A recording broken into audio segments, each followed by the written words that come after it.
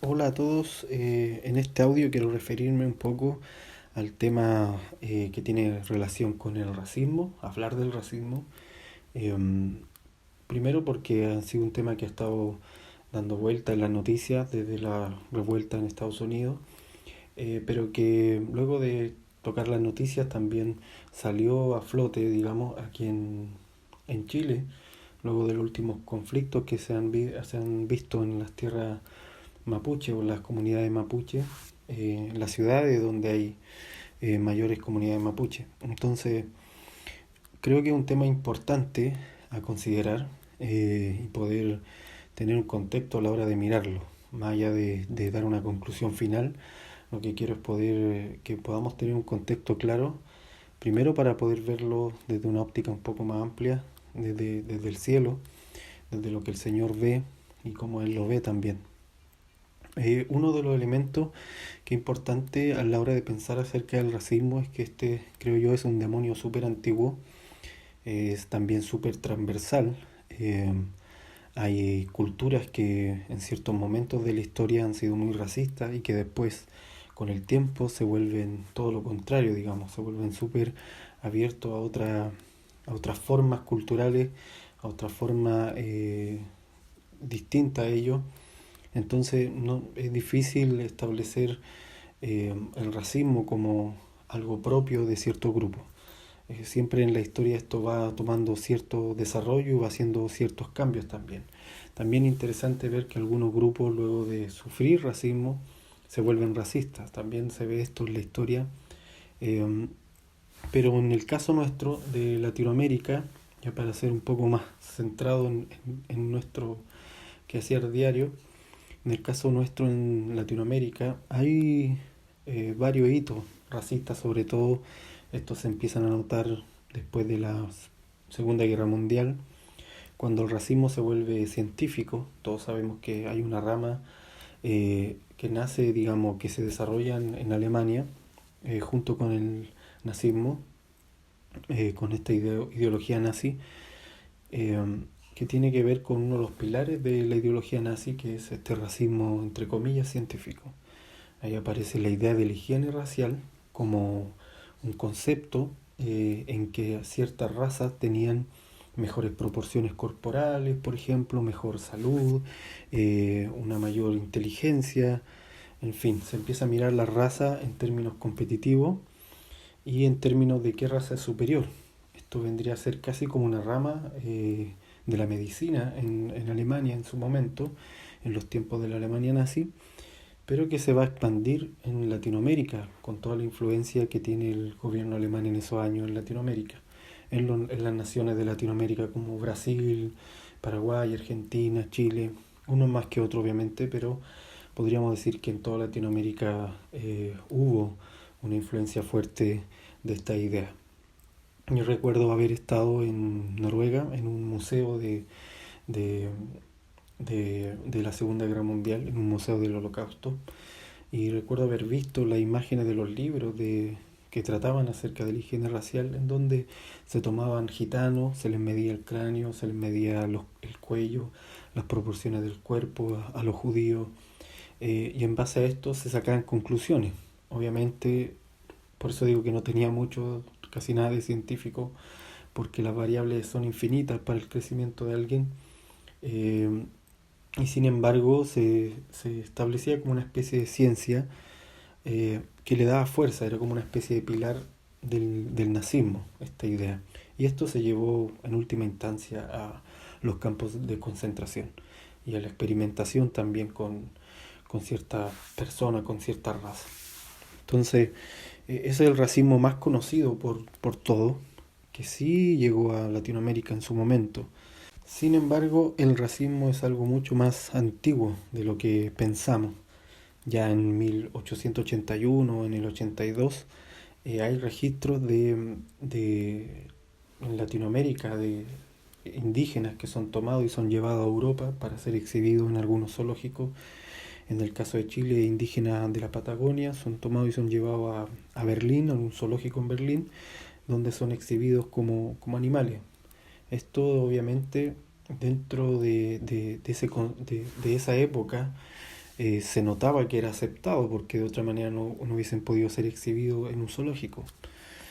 También por esos años, en el 1880, 1881, justamente en un periodo en donde se están dando varias batallas en todo el sur de Chile, los ejércitos que habían peleado en la batalla del Pacífico, lo que quedaba de aquellos ejércitos, empezaban a ser utilizados para la invasión del Estado chileno a las tierras mapuche. Y entonces en ese proceso se toman mapuche y también son llevados a Alemania, a este mismo zoológico, ya en el 83, en 1883. Hay documentos de por lo menos 14 mapuches entre hombres y mujeres que son llevados a Alemania también para esta misma exhibición. Entonces todo eso obviamente está dentro de una idea racista, en donde una raza se siente superior a otra y desea estudiar como un fenómeno de circo a aquella raza que no es igual. Entonces el racismo es súper antiguo. En el caso de Chile hay 9 etnias reconocidas constitucionalmente hace muy poco. Eh, una otra están peleando por ser reconocidas también, son algunas etnias del norte. Pero por lo menos hay 9 etnias y sin embargo es bien poco lo que se sabe de estas etnias.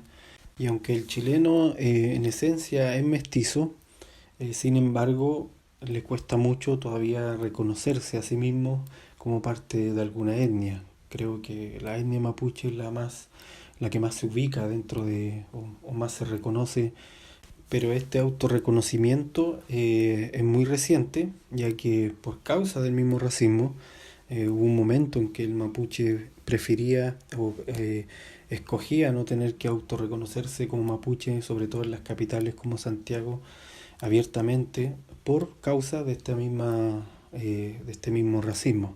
Entonces el racismo es muy antiguo en el caso de Chile y creo yo que tiene mucho que ver también con no saber ubicarse en cuanto a los orígenes, porque vuelvo a decir, el chileno en sí es mestizo, por sobre todo es mestizo y entonces es muy extraño que no pueda todavía ubicarse sobre sus propios orígenes. Y como para contextualizar un poco acerca de algunos hitos sobre racismo en Chile, como para no quedar solo en la opinión, hay algunos hitos bien interesantes como el hecho de que en los periodos de la Alemania nazi, en los periodos en que el racismo ya tenía forma de gobierno, de Estado y de ejército y de ideología política incluso, Chile, siendo un país entre comillas neutral, tiene una cercanía bastante marcada con el gobierno alemán nazi de aquellos tiempos.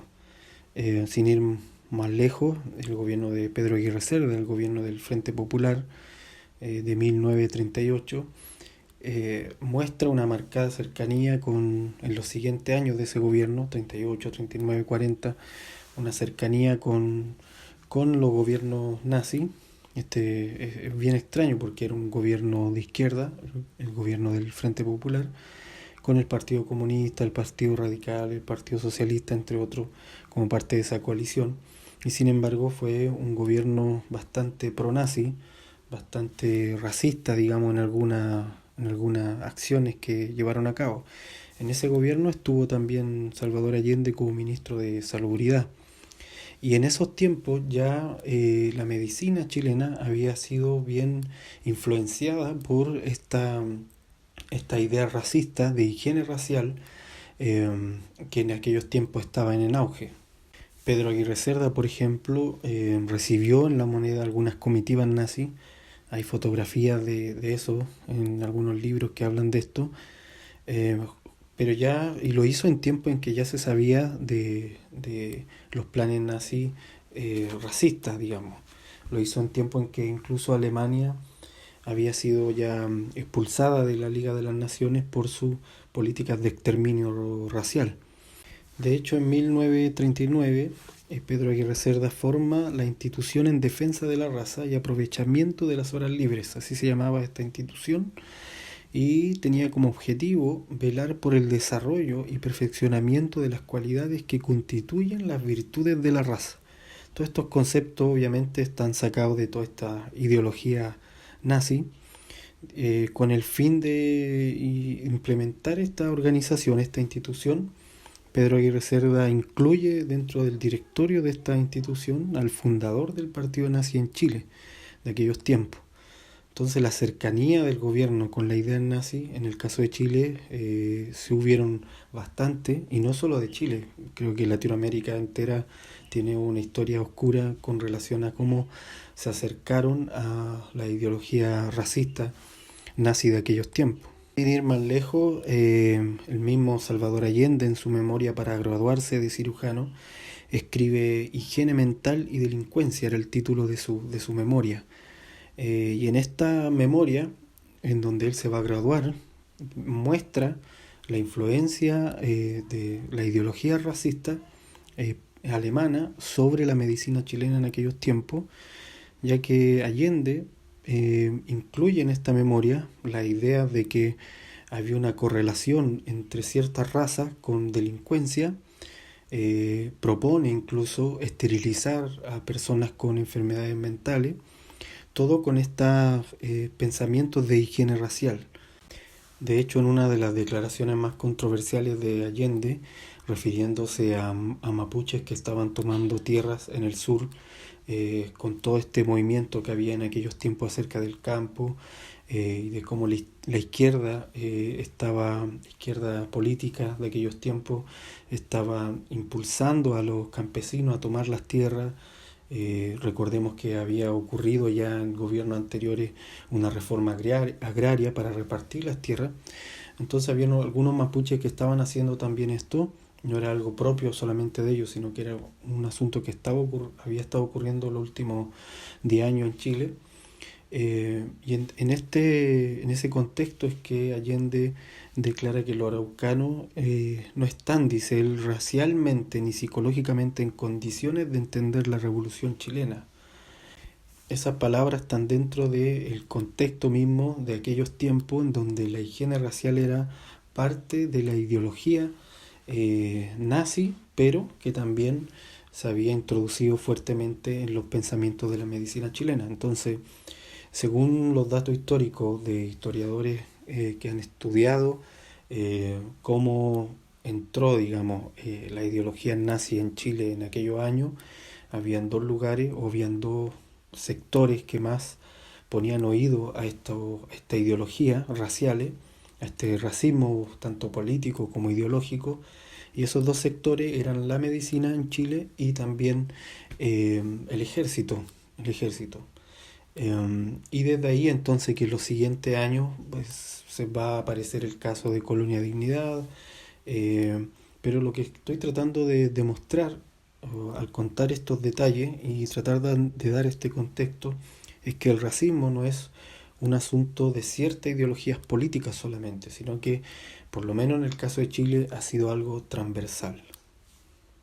Y lo digo porque siempre se vincula el racismo al proceso de la dictadura, a todo el tiempo de la dictadura en Chile, porque, como digo, muchas ideas de la Alemania nazi, muchas ideas de este tiempo de Alemania, pasaron al ejército, en revistas, en organizaciones que tenían contactos con el ejército, y entonces, en cierta manera, el ejército manifestó esta misma idea en los tiempos de dictadura, pero a la vez que estaban en esos sectores, también en sectores del otro bando político, de la izquierda, también había un racismo bastante marcado a la hora de tomar decisiones. Entonces el racismo, por lo menos en Chile, está documentado como algo transversal.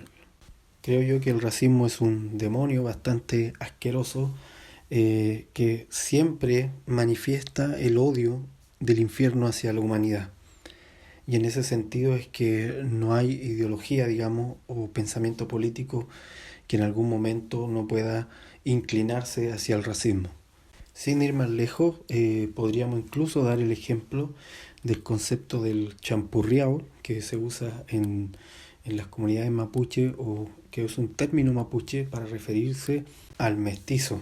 Y es un término despectivo, es un término para ningunear a aquel que es mestizo, aquel que no tiene una raza pura, así que de alguna manera es un término racista también, Y por eso digo que el racismo es algo transversal, muy antiguo en la sociedad humana y que por lo tanto hay que erradicar como muchos de los pecados que son necesarios quitar de la tierra.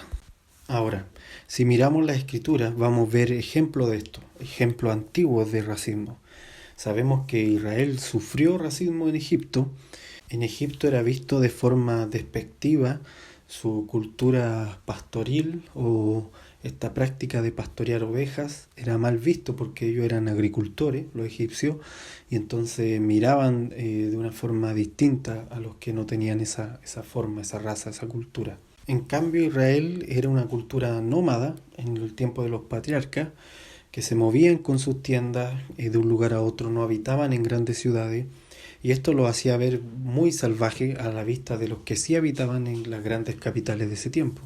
En este caso Egipto, Ur de los Caldeos, y en su mayoría todos ellos eran agricultores y veían su cultura de agricultores como algo superior, como algo mayor. También habían grandes construcciones, observación a las estrellas y una infinidad de conocimientos y técnicas y tecnologías de ese tiempo que hacía que ellos menospreciaran entonces a las culturas como Israel y que también eso de ese desprecio a esa cultura pasaban también muchas veces a actitudes abiertamente racistas.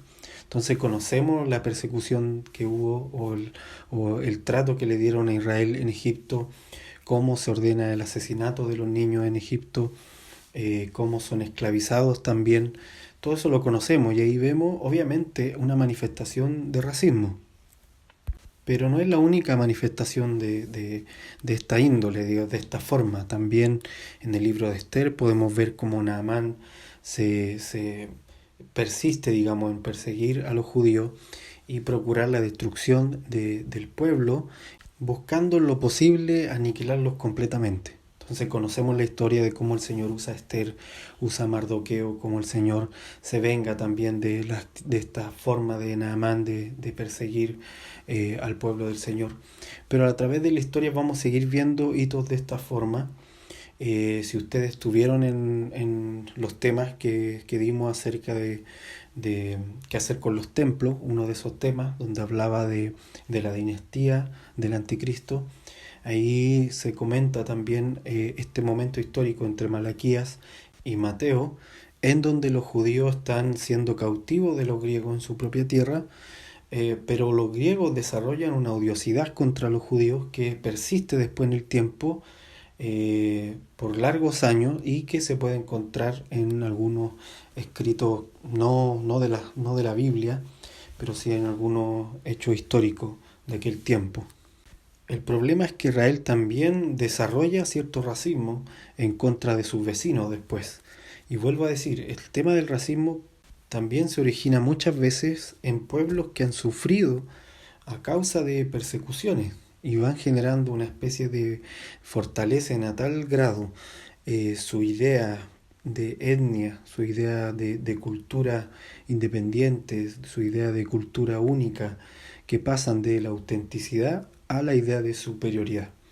Y entonces Israel también, vuelvo a decir, desarrolla esta forma de racismo y lo vemos en cómo ellos trataban a los samaritanos, que serían en este caso como los champurreados de Israel, porque eran mestizos, ellos se habían mezclado, el reino del norte se había mezclado con otras tribus, con otras naciones, y entonces habían nacido los samaritanos, los que vivían en Samaria.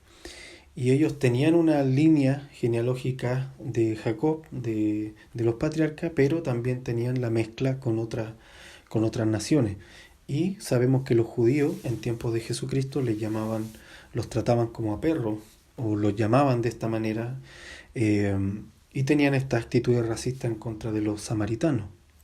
El evento, el momento en donde el Señor se encuentra con la mujer samaritana es precisamente una ruptura y un quiebre del racismo en la actitud de Jesucristo al acercarse a la samaritana y ofrecerle el agua viva y ofrecerle las palabras del Mesías judío. Eso es lo interesante, porque la samaritana reconoce que la acción de Jesucristo está yendo en contra de un pensamiento común en Israel en ese momento, que era el menospreciar a los samaritanos, y obviamente esto era mutuo. O sea, de alguna manera los samaritanos también menospreciaban a los judíos, había una odiosidad mutua entre ellos. Pero ahí vemos al Señor Jesucristo entonces en esta actitud, demostrando que no tiene ningún sentido toda esta discusión acerca de qué pueblo era más superior o qué pueblo tenía el monte genuino para adorar, como le dice la mujer samaritana a Jesús, reconociéndolo como judío. Le dice, ustedes adoran en tal lugar, nosotros adoramos en este otro monte. Y entonces el Señor le dice, ni en ese ni en el de acá es lo importante donde se adora, porque desde este momento en adelante el Señor está buscando a los que adoran en espíritu y en verdad. Y aquí el Señor Jesucristo termina la discusión de qué cultura, de qué raza era superior, para poder centrar la discusión en algo mucho más profundo que tiene que ver con las necesidades del mismo espíritu. Entonces el Señor, siendo judío, quebró el racismo en ese encuentro con la samaritana, pero luego continúa en esta acción cuando envía a los discípulos sobre toda etnia, entendiendo que ellos sabían que cuando lo estaba enviando sobre toda etnia, sobre toda nación, lo está enviando precisamente hacia otra raza, hacia otros pueblos, hacia otras culturas que no eran las de ellos, para que ellos vayan a esos lugares, amen esos lugares y manifiesten el reino de los cielos en ese lugar. Así que vemos en la Escritura un continuo deseo del Señor de romper estas barreras, y Pablo lo dice abiertamente cuando habla del tiempo nuevo que ha venido con Jesucristo. Él dice, ya no hay judío ni griego, ya no hay esclavo ni libre, sino que todos estamos presentes, todos tenemos la misma dignidad delante del trono del Señor.